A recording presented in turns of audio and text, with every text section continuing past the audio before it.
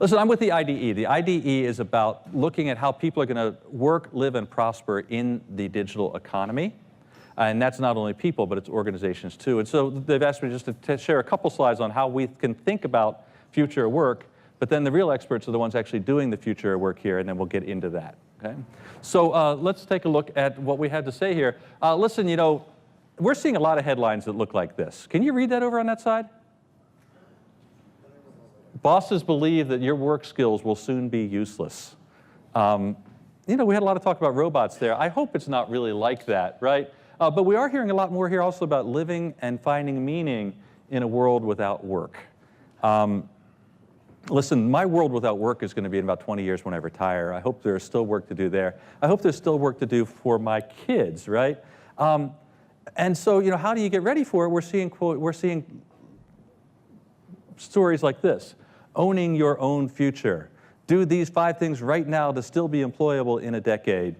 How do you robot-proof your children's careers, right? This is pretty scary stuff we're hearing. And yet in organizations, while we do hear routine work going away, there's still work to be done, and hopefully there is still work to be done in the future.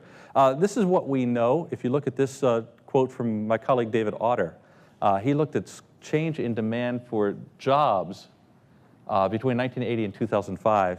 And you see there's a giant dip in the middle. And that giant dip is scary if you are a middle manager. Who are these people that don't have jobs anymore? They're basically white-collar paper pushers, right? They're moving paper around and getting paid more than they should for that. And computers now do that better, and those people don't have jobs. The jobs that are still there, though, are on the low end. If you have to touch things, computers aren't so good at that yet. Now, we don't pay for it, but there are jobs there. And at the high end, data science, finding new sources of oil, those kinds of things, there are still jobs there. But you know, the situation is getting worse. This is a paper from David Deming just last year. And you see how that curve is moving down at the high end, right? So in the 80s and 90s, there was still decent demand for the high-end jobs. Over the 90s to 2000s, less demand. Over the 2000s to 2010s, less demand. So what's happening? The computers were pretty good at moving paper around, coordinating processes. They've gotten a lot better at doing other high-end tasks now. And there's a question about what's left. What they're still not good at is a lot of the low end, but on the other hand, I just sat down today, out of 140 million workers in the world, 4 million of them drive something. And so if you believe Otto and Google and others, that's 4 million people, 3% of the population, who will be unemployed. And when we're at a 4.5% unemployment rate and 3% go unemployed, that starts looking like a recession just with one technology change. Okay? Now, we know it's not going to happen right away, right? But you know, we're seeing what's happening at the high end. Well, for example, this is kind of some stuff we're seeing, right? This is MIT Technology Review.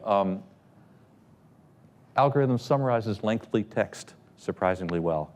Well, one interesting correlation to that, low-end lawyers are starting to lose their jobs. Right? So how did we think about the jobs that we're going to have here in the future? Well, you know, we ran some numbers, and we identified 7 skills in the economy. And you could see the skills here, right? From supervision, equipment, physical, perception, which means pattern recognition, and teamwork. You see these. These are broad skills across the economy. And what we're able to put a wage on them. Having a unit of this in your job pays you more or less than others. So what you don't want to have is a job where you touch anything. You see that? Every standard deviation of physicalness in your job pays you $4 an hour less than average. It's being protected only by minimum wage. And we know minimum wage is not something that we can live on, right? Where's the money still to be made? Supervision. Working with equipment, technology, and initiative. These are all paying $3 or $4 an hour more for every unit in there. What's interesting about that, what do great senior executives do? They supervise, they're often working with equipment, and they have a lot of initiative. So if we're thinking about what are the skills for the future, maybe it's these ones. The other side of things is when we run the numbers, is whether technology is complementing or substituting. These ones are complemented by IT instead of being substituted. So what don't you want to do? Touch things. What do you want to do? Supervise things, work with the technology, and have jobs where initiative is required. Okay? So What do I mean by that? Well, hopefully this idea of complementing instead of substituting, hopefully it doesn't look like this picture. Can you read that picture?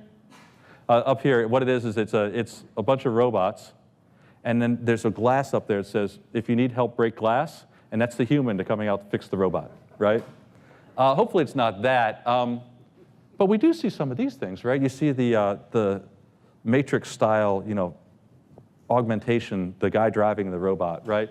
To help with the physical stuff. But how about this, the robot brain surgeon taking 2 hours out of brain surgery. They are not doing the brain surgery, but they are taking a 2-hour process of opening your skull and turning it into 2 minutes. That's complementing with technology. And then the other one is new designs. Can we think about, rather than complementing or substituting, can we think about redesigning the work? And so we have this group called the Initiative on the the IIC. Thank you. Devin is here, aren't you? Devin runs that challenge. It's our DARPA Grand Challenge for work, the Inclusive Innovation Challenge. Just 3 of our winners were thinking about redesigning work there. 99 Degrees Custom is bringing apparel manufacturing back to Lawrence, Massachusetts. We did it for many years. We didn't anymore. This is custom apparel manufacturing. Yes, you can apprentice on the sewing machine, but then you can move up and learn 3D printing and other really cool stuff that's a better job. And because it's custom, you want to do it nearby. Another way of redesigning the work, Iora Health, their health, as you'd expect. They take care of you the way health places would, but they've got a lot of relatively low-skilled people who are health coaches. And those health coaches help you think about how to be healthy, how to know when you're sick, how to make sure you get through. That's a good job for a low-skilled person. It's also good for the patients and for the company. And then the last one I love is called Doctors. Turns out that in Pakistan, a lot of women get medical degrees and then their families will not let them work for whatever reason. And you've got an awful lot of poor women who would love to see a doctor and either can't or need to see a female doctor. And so what does Doctors do? Telehealth.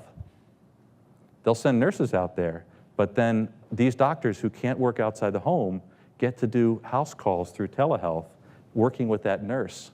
And these poor women that can't afford a doctor get to have the help of a doctor because that's happening. That's redesigning work. So these are the other options that we've been thinking about in terms of what does the future of work look like. But why don't we jump to our panel here and let them talk about what they're doing in their organizations to make these things happen. Okay. So let's start here with Cynthia Newstead. Cynthia was a finalist in our award a few years back. Yep. And she's one of those other examples of how being a finalist in the award turns you into something else. That's right. And so Cynthia is now the head of strategy it's all at George. Health. It's all George. Exactly, great. So and go right. ahead.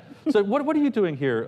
Sorry, just tell about who you are and what your company does. Well, good afternoon, everyone. He's right. I was the former CIO, but I hate to say former because no matter what, if you're technology in your blood, it stays with you in every role and every sphere that you're in. I'm currently the Chief Strategy Officer at HMS, and we are focused on making healthcare efficient. And no, that's not an oxymoron. But if you are in the healthcare field or study that, financially, it is at a breakneck speed to bust our GDP budgets. And so we have to do something. Now, we are not in the care side of this equation. We're on the billing side, the efficiency of knowing where your benefits are, who pays, coordinating care, what I would call non-caregiving waste. And so we're doing everything we can to strip out that waste so that money can go back into the true GDP and help us as taxpayers. So we are focused on this area because every process that we do, there is disruptors out there, right? There's great innovators, there's great PE money in healthcare today, but they're almost all point solutions. And you really can't take that whole work stream process because there's lobbyists, policymakers, stakeholders, attorneys, all in that stream. And so we're focused on how do we knit together work processes in a stream that can be automated, more than just piece by piece into units. And there'll be plenty of work for the future. And I'll comment a little further on where I see some of that going in a minute. Great, thank you. This is not Steve Gold. Steve Gold was supposed to be here. His wife is ill. He had to stay home with her. So Dave Neitz was generous enough to stand in here and serve on the panel today. So Dave, can you introduce yourself? Yep, Dave Neitz, I'm the CIO.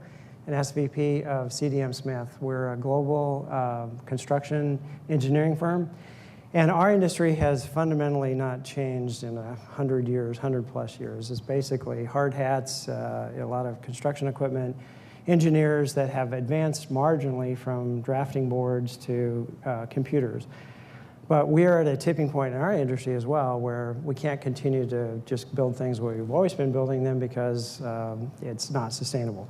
The cost figure that you've seen bantered about to fix some of that aging infrastructure is not sustainable for our country nor for developing countries to afford it. So we're looking at how we change the entire equation from the engineering part where we're doing some optioneering, which is going to be augmented by artificial intelligence, eventually taking over by artificial intelligence and machine learning, to construction where 3D printers have evolved to the point where they can input concrete and you put the full three-dimensional model in there and it will develop a complete structure in a matter of days, not years or weeks. So we are understanding how we change the way we work, how we engage our clients, how we actually operate that asset, and the whole promise of taking smart infrastructure to create the outcome of smart cities. Thank you. Simona Vernon is from Thomson Reuters. Hi, everyone. Super excited to be back on campus, by the way. Oh, that's right, a graduate, yeah.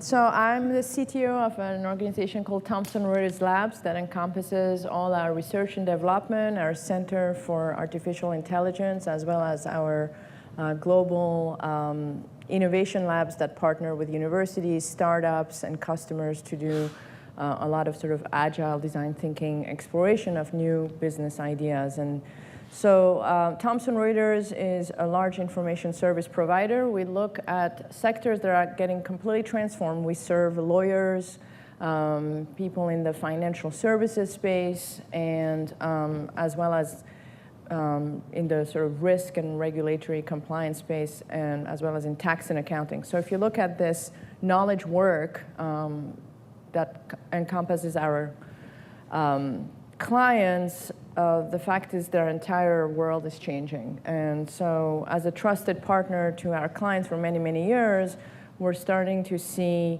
how the confluence of few things, I think it's not just AI, but it's a confluence of things like business models that are platform-based, rethinking how you look at work like through crowdsourcing, and the incredible advances made in AI are coming together and changing those works. I'd love to talk about some of the things we're seeing there. Okay, thanks.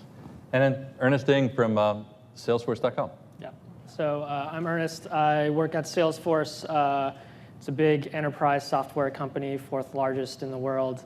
And what I do there is I lead global HR strategy and people analytics. So really leading a team of data scientists and strategy consultants, looking at how do we make the workforce more efficient, effective, and engaged, while also really transforming the way that we look at work as well. Thank you. So let's start off with a question. Mona, you deal with, you said you're seeing a lot of these changes happen in your clients. What are some specifics you're seeing that the future work is changing jobs? So you were talking about the lawyers, right? Mm-hmm. So I think what's happening there is pretty significant. I think and I'm kind of hearing I have a bit of a feedback here. I don't know if you guys can hear it. So in the legal space, there is really an opportunity for lawyers to, and it's happening already, to use analytics to have a better sense of what's happening in their litigation. So there's analysis of how a judge might rule, or being able to use data visualization and tools under the umbrella of AI, like natural language processing, to really extract information in a way that essentially makes them superhumans. So, and to me, that actually enhances the kind of work that lawyers are going to be doing, and it's going to create a competitive edge for the firms that are really employing those things. So that's not really actually the future of work. It's happening right now. But that sounds like, so the lawyers have Moneyball on which cases are going to win and which they're going to lose, and exactly. So that wow. The Moneyball for lawyers is happening. I think there's confluence of also thinking about how you might crowdsource or bring intelligence from various places and pull that in. And so that trend is absolutely there. There's about 500 legal tech startup. It's a whole industry. So, and that's really happening because there's a confluence of data being more shareable, technology being at a point where you can innovate on the cloud and test those solutions much faster and really figure out to solve specific pain points for lawyers. And we're seeing that across different segments of professionals as well. Great. And Cynthia, I know you're thinking hard about this in your role as strategy. This is important, right? Yes. So what kinds of specific examples do you have here? You know, I don't want to be flip, but every healthcare conference I go to has 90% of the sponsors or vendors are AI or NLP vendors, because that's the catchy term of today. I could walk booth by booth and I can say, oh, fake, that won't work, fake, that won't work. And there's very few ones that really intrinsically get to the value of what we're doing today. Most, what I would call baseline, what we're doing in strategy is, we have many disparate systems across the healthcare community, whether you're a payer sponsor or a provider sponsor. And for a variety of reasons, integration and HIPAA and all of the past policies don't work.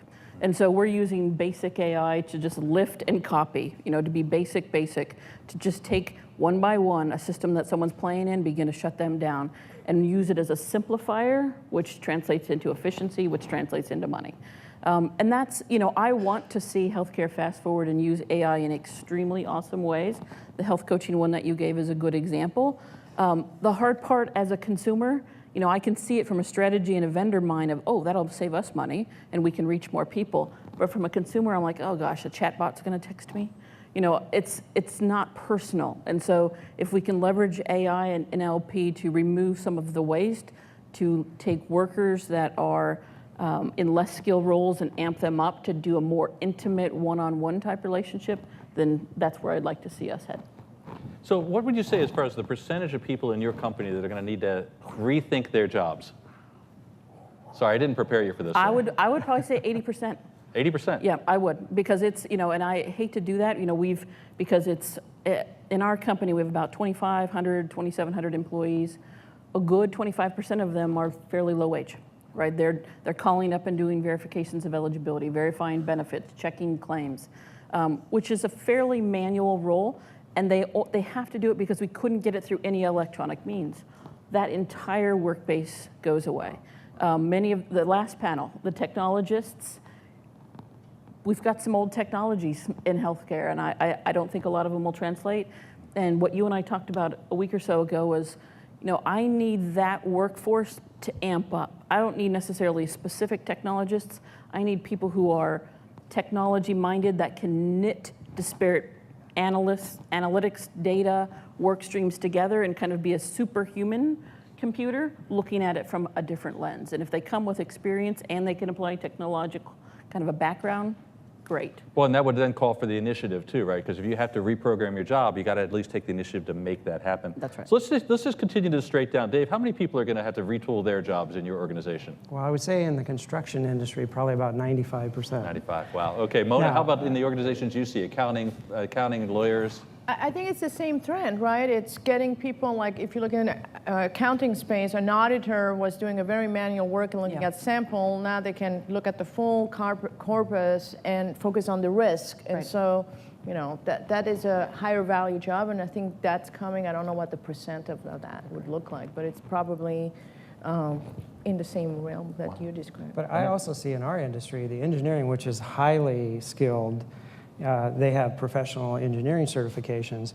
They are going to take on a different role as well. They may have some of their role replaced by a concept where the computer can run through millions of options and iterations. But ultimately, you're going to need that engineer that understands the physics around engineering and their various disciplines to really interpret that. And then that will kind of extend into the virtual design and construction element, and then ultimately operating it in a smart city concept. So it's going to just change people's roles. It's going to be pushing that thought leadership down into the construction and then into the operating of the smart city concept for I think us. ultimately it's going to be 100% of people need to Everybody's gonna have to reach everybody's going to need to think about ways where they can grow, and they're always going to have to be growing rather than, okay, I'm safe. Even as a data scientist, data science is going to become commoditized, right? You have a lot of platforms out there where you just plug data in and it picks from 300 different models, parallel processes all of them, and spits out the right model for you to use. That's gonna be commoditized to a certain extent. So I'm gonna have to actually, step up my game in terms of some of the things that you talked about in terms of supervision, leadership, initiative. Those are all things that everybody's gonna have to learn how to do. So one of the things you've been doing, Ernest, is thinking really hard about how to help your people reskill. So what are some of the things you're doing? Yeah, so some of the things that we do, we really focus on collecting a lot of data around goals, around feedback, and using NLP and AI and machine learning to really start to nudge people into those different roles or into those different learning opportunities. Because there's a great quote from the CEO of IBM where she says that growth and comfort cannot coexist. Wow. Right? And so we have to keep growing people and making people uncomfortable in the position that they are, and nudging them and using sort of behavioral economic principles to really start to grow and develop people and create that growth mindset. It feels a little Big Brother-ish, though, doesn't it? I'm going to be monitoring you and running numbers on you and telling you what to do.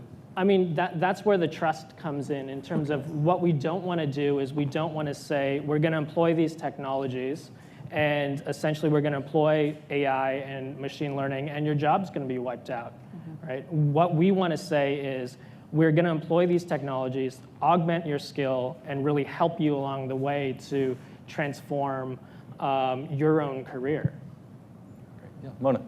So I think one of the things that I'm hearing in this conversation is I haven't talked about. Okay, so first, there is no such thing as AI out of the box, right? Technology vendors make it sound like it's really easy. What it really comes together, and we don't talk about it as much, is first of all, the domain expertise is critical, the business context, the value context, and that is still not near the singularity point. We still need humans for that. The other is the quality of the content, the work that is still so painful, maybe more advanced in your organization, of pulling the data together, making sense of it, and then the technology comes in. But so there is still a whole set of expertise required and a lot of work to be done to take advantage of those things.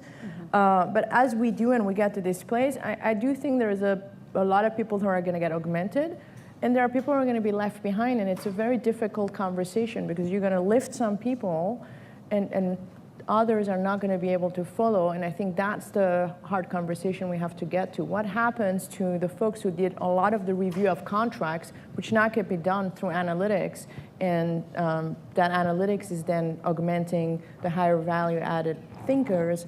What do we do with the people that just reviewed those? So, this reminds me of when I was growing up, my family was from central Pennsylvania, and when the mills and the mines closed down, the 25-year-olds moved and found new jobs. The 45-year-olds waited for the mines to reopen. And so have you been thinking through this situation you just raised here, Mona, as these people start to become surplus? Is this something your firms should be thinking about, or is this something that society should be thinking? Have you been thinking through that process? Anybody? Yeah, I'll give an example of how we're using, we're in a key transformation, and we're using some support from Dr. Cotter down the street, sorry. But we are focused on employing volunteerism at our company, right? So what happens in work products, right? You're in a certain track. You're in a career ladder, a career path, right? 1980s, 1990s, HR Philosophy 101. But what happens is at work, you forget who you were before you walked in that door. And so you're trapped in a ladder. If that ladder goes away, if that mine closes, what happens to that person? Well, if they have the business domain expertise, as Mona says, you want them to stay. But you also want them to stay with unleashing the passion for something they chose to work in.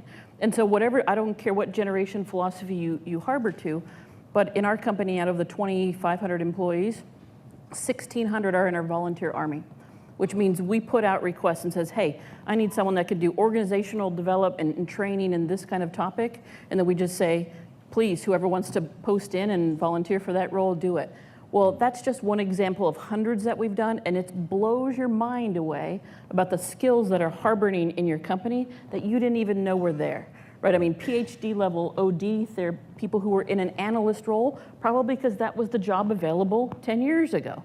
And so it's kind of neat to watch this research experiment of unleashing the passion and allowing people to navigate their careers. It doesn't have to be their full-time job, it's just, I want to go play in over there. And if that blossoms and opens up into a new role, great. And so we're a year into that, and so I'm kind of using it as a good social experiment to see, does that help bridge the gap of staying, moving outside of your line of career path and allowing some flexibility as we mature. Yeah, we're kind of doing the same thing with really investing in innovation and trying to get people to across the business to engage in this innovation and giving an opportunity to take a problem and work together outside of their discipline and collaborate with business technology, with HR, with whoever else has the desire. Again, it's the natural curiosity and desire to really learn something new. And it's really allowed people to blossom.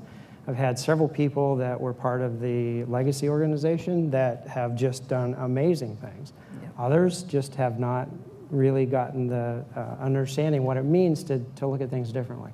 So I think it's presenting that option, that culture of innovation.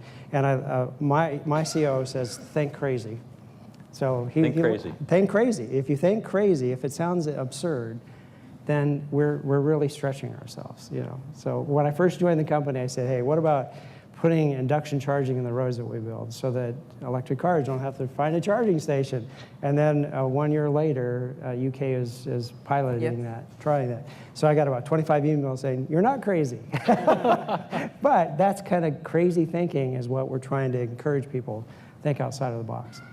Yeah, I think one of the things that we're doing at Salesforce is putting out all of our training materials in terms of how to build a Salesforce org for free for anybody to go and learn how to use Salesforce, and making our software as easy to use just through points and clicks versus actually having to code. And so it's this intersection between the software platform that we're providing plus also the training that's out there for anybody to learn to really start to skill themselves up and apply it in different use cases. And so I think that's the way that we're trying to approach it, is we're putting it out there. It's crazy, right? You give everybody a free license to learn how to upskill their current situation. It all sort of benefits society. And in a way, if they take it on themselves to do this, that says something about them. Correct. Which is also really interesting. But it just reminds me of something else too. I've lost count of the number of people I've heard over the years that said, the best thing that ever happened to me was getting fired from that job. Yeah. And it sounds like this may be a similar kind of thing, that it might make you just rethink what you're stuck in, assuming you can find that next thing to go to. Exactly. What do you guys do? Oh, by the way, if you have any questions, go ahead and put them into the app. And are there any questions yet, Ray? Okay, great. So just put them in there. We'll make sure we can ask the panel about those. By the way, those of you who have been here past years, this idea of the questions is that working for you? Because for me, at this standpoint, I love this. So, all right, so let's, as a couple more questions are coming in, let me just ask another question. Gig economy. That's the wave of the future, right? The right people are going to come in and fill the slots with you, and it's going to be perfect for a job. Now, we're not sure it's perfect for people in the gig economy, but it's certainly, so what are you guys doing with gig economy? Anything? Anybody? So I love working with fintech startups. I think we learn a lot from the startups, actually. So there's actually a local example which I kind of like. It might not be really the gig economy, but it's a company called Quintopian. And what's really fascinating with that company is that the business model is the confluence, and I promise Eric and Andy are not paying me for this, but of the title of their forthcoming book, which is The Machine, the Platform, and the Crowd. And it turns out Quintopian brought this together. So what it is that, they basically bring a capacity for traders to own their strategy and not have that IP be tied to the firm they're part of. And so they sort of liberated the smart traders from having that strategy belong to the firm, but it belongs to them. And the best strategy is essentially crowd through analytics identified. So it's a crowd that owns their own IP, and it's a completely changing on its head the model that's been working in the industry. So it's not, it's not an Uber story, but it's this idea that when you take these three big trends, you can start coming up with entirely new ways of working, changing over models that everybody took for granted, and actually making something work that's completely different. And what's that group called? The company's called Quintopian, Quintopian. Boston-based. Great. Thanks. So we've done something very similar. So we have a concept that we think we want to reuse our IP of some designs. And then we think, well, is that really what we should be doing? Or should we be opening it up to say, why do we think we have, with our 5,000 employees, all the right combination of people that's going to come up with that next disruptive innovation? Because like I said, the problem, we can't continue to build things the way we've been building. We can't build more roads. We can't construct things the way we've been normally approaching them. So who knows who that next influencer will be? So we want to create this, let's forget about that IP component, and let's figure out how we put the problem out there in an open form, and knowing that it's not going to be IP that we're going to be able to protect, and that's okay. That if we're the ones that can get it out there and start utilizing it and driving that wave, that'd be great. We have actually partnered with a startup company. It was Object Theory is the name of the company out of Portland. And that was another interesting one where you think, well, how would that have anything? It's their background's gaming. What does that have to do with anything in our industry? Well, in fact, they were the ones that helped us create this really innovative avatar collaboration capability. It was like, okay, because you do it in games, right? Because in the game, you have an avatar show up and you're playing games with somebody remote.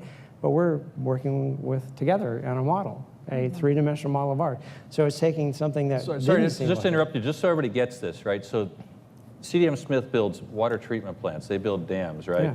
So instead of jointly looking at blueprints, people put on VR goggles and they meet inside the dam. Yeah. And they can point around. It's totally cool stuff. Yeah, so Microsoft HoloLens Yeah. is what we're using. And we're in the cloud creating this collaboration capability with avatars.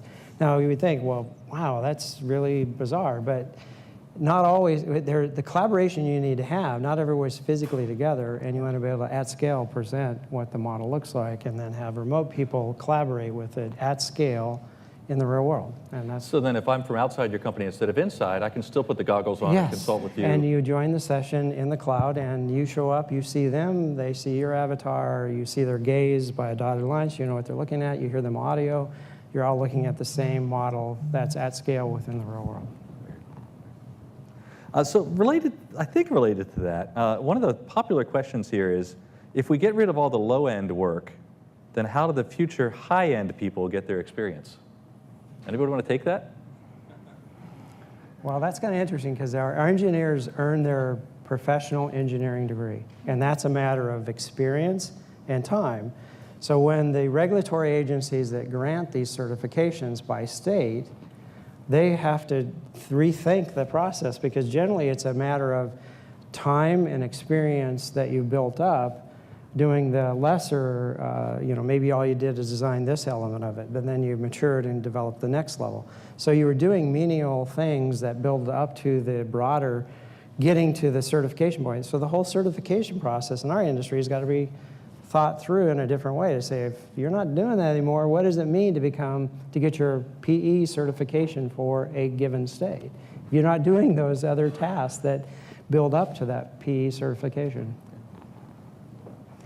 I guess another way to think about it, so that's cool, right? So, rethinking what it means to be certified. Yes. And, you're certainly doing things, I think, where you're able to take what used to be high-end tasks and you can let more junior people do them, right? Yes, yeah.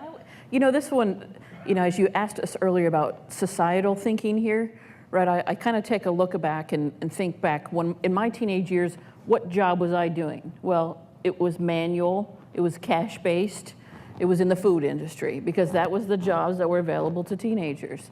If I go to my daughters and where they're approaching, right, they're already in very advanced math concepts in elementary school. And I can kind of foresee, right, the freelancer economy coming.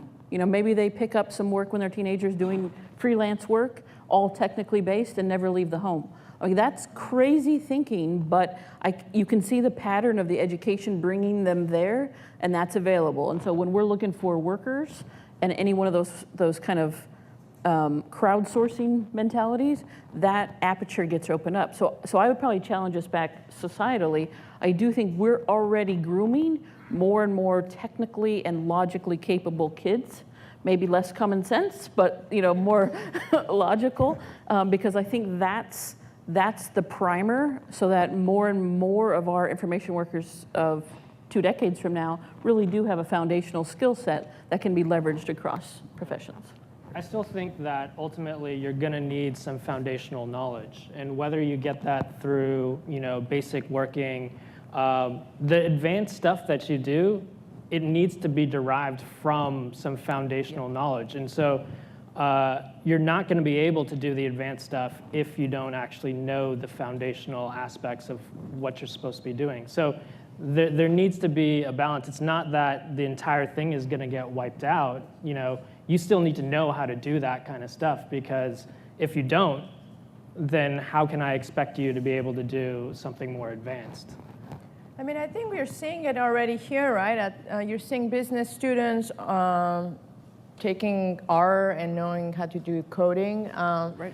You know, the reason why this whole legal tech startup ecosystem exploded was that Stanford connected their law school with their computer science school, and people started cross-registering in classes, and so now there's a generation of people out there building systems in that space. So I think the entry level just looks different, and these guys are imagining the future completely differently. They're looking at a process end-to-end and saying, hold on a second, you know, let me rethink the whole system, and this is how I would build it. And so I think it's a retooling of the whole industry, and that doesn't mean that basically low level might just, entry level is just different. A lawyer today is, maybe tomorrow, there'll be a lot more of them that actually know how to code. I mean, there's a guy who works for me who's a Harvard Law graduate, who's also our deep learning expert, and that's something he taught himself straight out of law school. Cool. That's awesome. So let's get back to this there are a couple questions on education. So let me cold call you without any preparation, Mona, and then we can ask the rest of the people. You're one of our star graduates from the master's program. Right. You were an RA of some really cool projects we did. How could MIT change the way it trains people to get ready for this new economy? I think there's 2 ways. So I'm really lucky to work with universities around the globe, and one of the models that I talk a lot about is, that I found really powerful, is the University of Waterloo, where basically it's souped up with a lot of, you know, every other semester practical training, where the kids go out there, and I have co-ops coming in every semester, and they really blow me away because they take experience from classroom to the real world and then come back to the classroom. So I think that's a really useful way to accelerate learning. Oops. The other is that cross-disciplinary view. I think we just got to go faster on that. So I think you know, it's time to bring all the really cool things that are happening in the computer science school and supercharge what's happening in the economics department. And I think it's starting to happen, but it should happen a lot faster. And that cross-disciplinary view is really powerful, and a lot of the innovation comes at the edges of all these disciplines coming together. And that's not natural for academia, right? Because we live in our silos. And so to do that cross-disciplinary is something we're going to have to learn to do better. Well, I think a way to learn is to rethink how you're measured and the impact factors, and say, you know, people should get rewarded for, you know, creating new disciplines altogether. Mm-hmm. One of my old colleagues, Lee Fleming, he did some research on every patent ever done in the U.S. And he found that the most valuable patents are the ones that crossed patent classes. That if you stuck in your patent class, you tend to be much more incremental. When you crossed, great things happen. I think you're just saying that same thing with training and where we're going. Yeah, that really resonates with me, because the last 4 hires I've done within the company, were civil engineers or engineers within the company, not technology people. And bringing them in, and then they have a propensity or interest in technology as well, but having that background and then applying technology to it, amazing things have happened with that combination.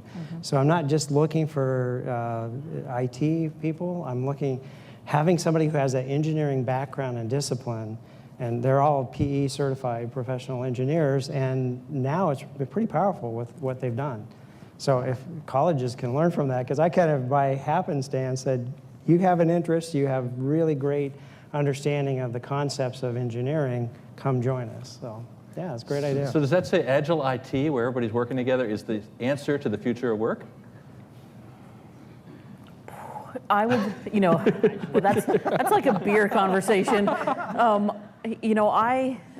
From a technologist perspective, I would love it to be true. From an industry that is mired in policy and lobby and power, I was sitting here thinking, I was like, oh my God, what if you could unleash the computer scientists with the policy folks to kind of get a real good pulse on where trends are in the country and navigate quickly, so we don't have what's going on right now in Washington, DC policy is throwing something over the fence and it's dead on arrival. Throwing another thing over the fence and it's dead on arrival. But could you systematically meter and have those conversations to get a sense of policy? Interesting. We technically can. Okay, you and I are talking. Well, there's this, some of the, I think 3 years ago, the winners of the MIT 100K were these kids from Harvard that actually applied all this text mining and created a workflow around for policymakers, and they're in DC, so they might be starting the revolution already. Let's hope. I think that goes to the notion of applied training or applied learning, and really focusing what we do and what we teach within academia towards application. A lot of times what we think about is the theory and not necessarily the application of that theory to real world problems. And I think that's the next step, is really getting bright individuals who have that foundational knowledge already pretty well understood, and applying it in some way, whether it's a specific project or whether it's a specific problem, really driving learning towards those applications. So there's a question here also. You had mentioned, you got your volunteer army. You had mentioned putting charging systems into the ground. Mona comes up with crazy ideas all the time. and Ernest, I know you've got some. How do you get people to listen to these ideas? This one is interesting philosophy. We're taking a very flipped organizational model. So rather than executive team telling down, the whole philosophy of KI, Qatar International, it's really unleashing the power. So set the vision and the goals and unleash the power, because the moment an executive says, these are my goals and this is how you're doing it, you've now totally constrained the development and the spark of ingenuity that's happening in your company. And so, I'm watching that now, because there are times when you enter one of the results accelerator goals that I think I know what goal they're going to pick, and then they pick something that's crazy bigger. And you're like, oh hell, they're not gonna get that done in 90 days, and they do, because they weren't constrained in their thinking. And so it is what I find myself with an IT hat on and a former anthropologist watching how this is working, because that unleashing of people's passion really could be the fuel to growth. And if you unleash your passion outside of your company walls, then how does that also influence your company? Well, I think that's part of our job as leaders, is to speak with passion too, to say that I'm just a little bit passionate about what I'm doing, and people see that and they sense that you're genuinely excited and energized. That is empowering. That by itself, as leaders, if we can get people to believe in something greater than they think is possible, and have that passion and excitement and energy, that's contagious. Yep. So I think as leaders, let's set that kind of a tone, to get people excited. So another kind of resistance, though, that comes up, and there's a question here on unions. So unions are big in your role. Oh, I don't know whether they're big in your area.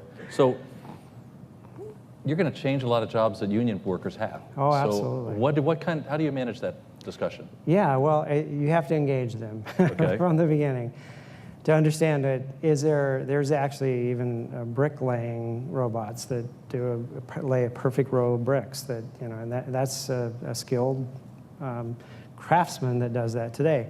So how do we work with the unions to understand, well, what is the role going to be? So if this robot's going to lay this row of bricks faster and more precision than I could, what's my job going to be? So it's that working with them and understanding what is the future going to look like. Certainly there's lots of resistance and emotions there around that because it is highly unionized, especially on the construction side as to what we need to do.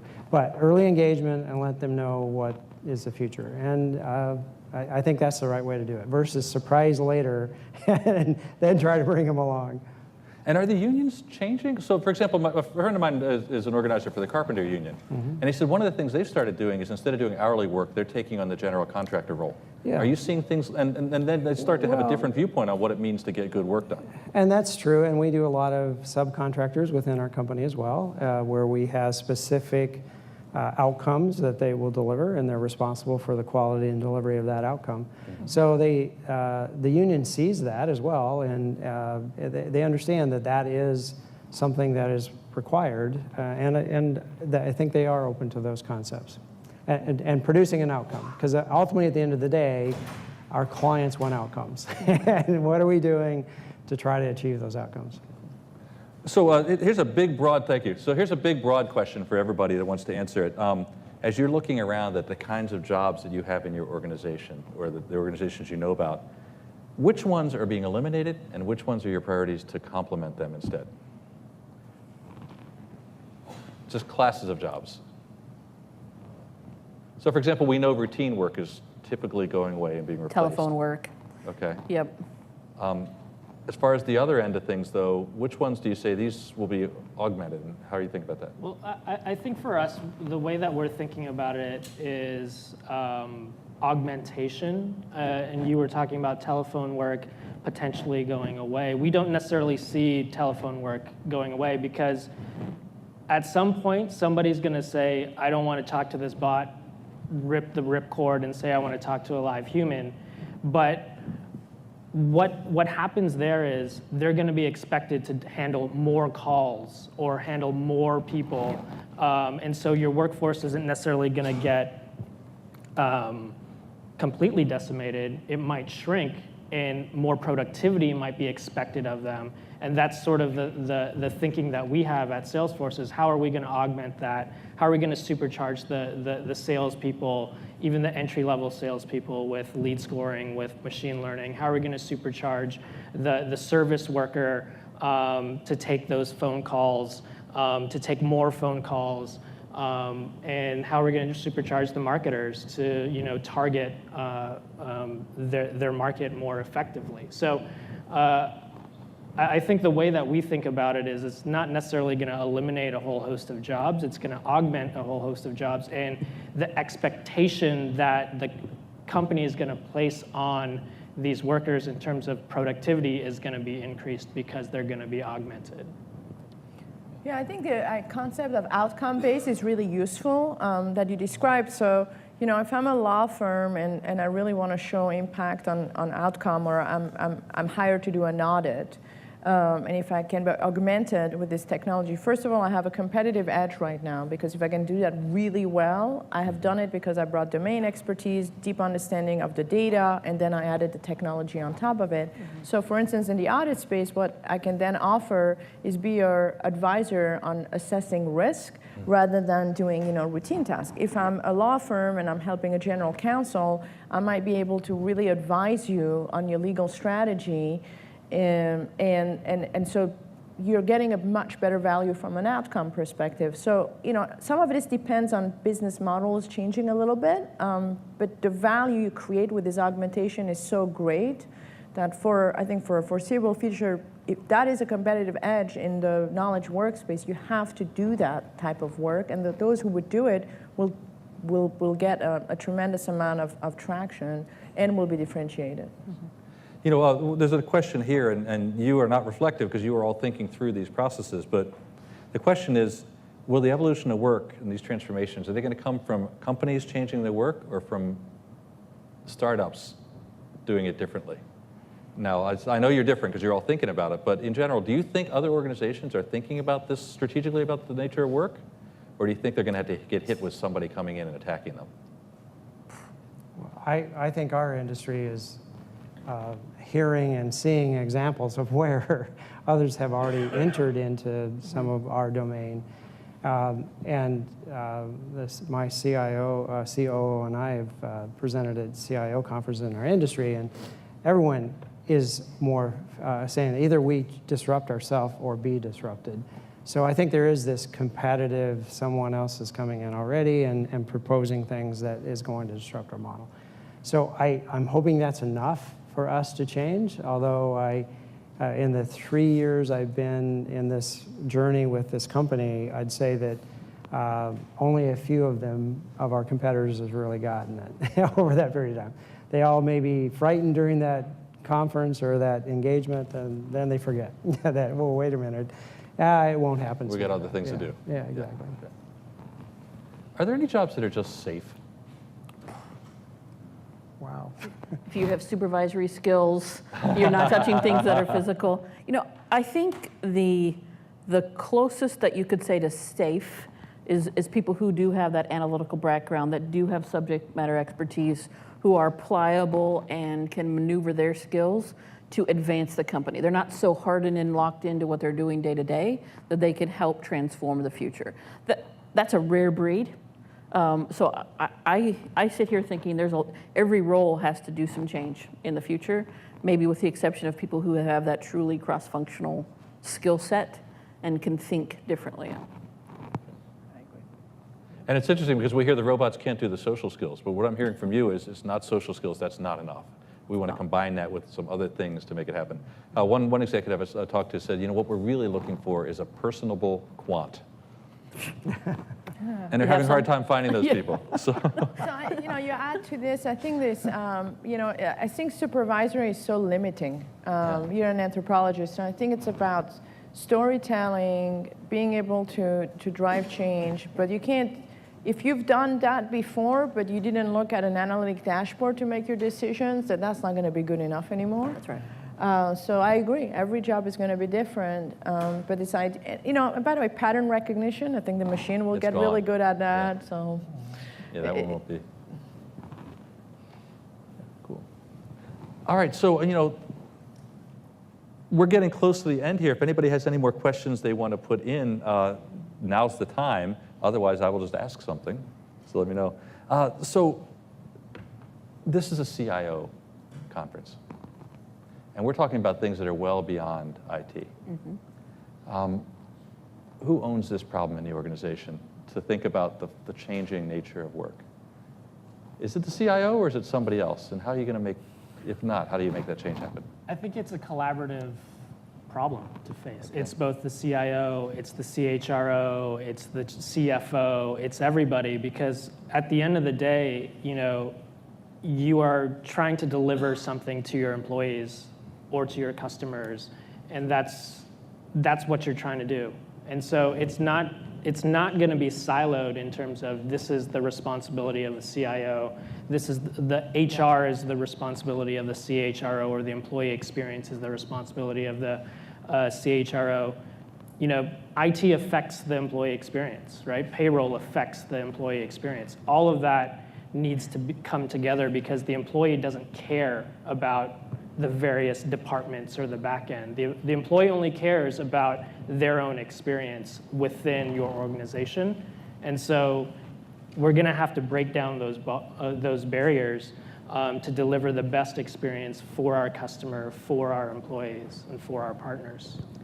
And I think additionally, what our job as CIO is that we're going to have to educate the CHRO, the executives that we're partnering with, that is this real or not? And because sometimes they sometimes think that technology, and we've all seen the hype cycle. You have great expectation what the technology is going to do, and then the trough of disillusionment of okay, it's not going to solve all of the world's problems, but yes, there is this capability that will then evolve over time.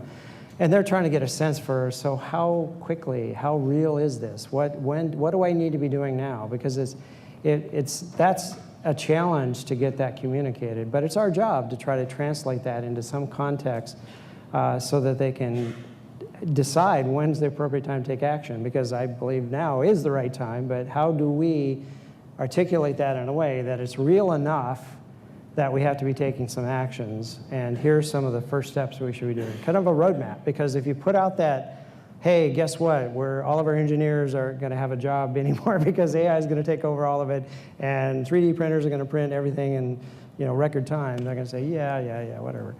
Yes, that's going to happen eventually. But what is it that's going to happen this year? What's going to happen? What's happening right now that make it more real? Because that longer term inevitability certainly is important to put out there, but got to give them something a little more shorter term that they can react to, because otherwise it's just like, okay, that's great, but I can wait.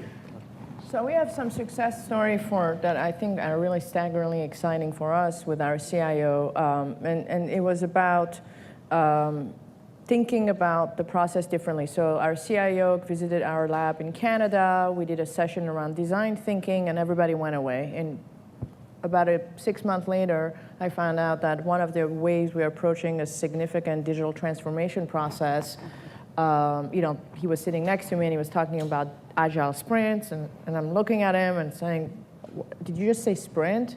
And the fact is that instead of looking at the way of working is different. So the pace of change is such that there is really an imperative to experiment and test ideas and to actually understand what's real and not.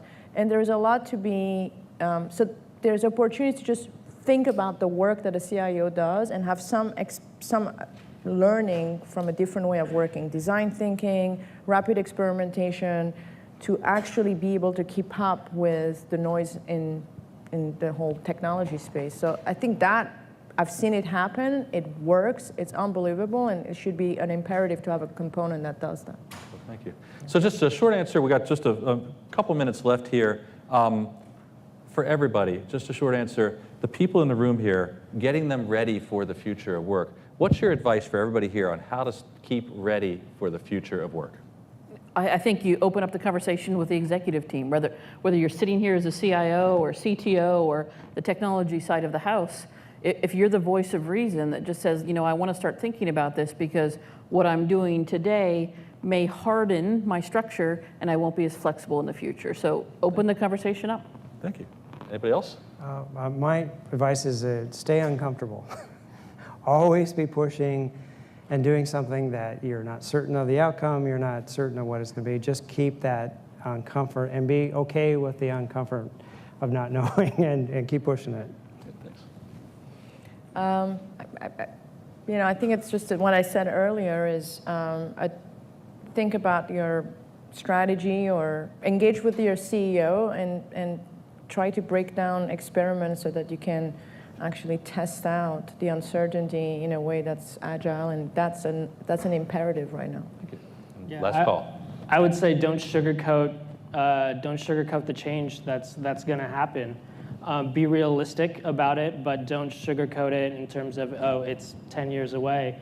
Like, be paranoid about it. And like you said, is be paranoid, experiment, and really use that type of agile methodology in terms of taking your organization on a journey, because they're gonna go on that journey whether or not they want to go on it. I think it's up to all of us to help people think about that journey and how do we be successful on that journey. Well, I want to thank you for sharing your insights. It's been a really fun conversation. Let's all thank the panelists.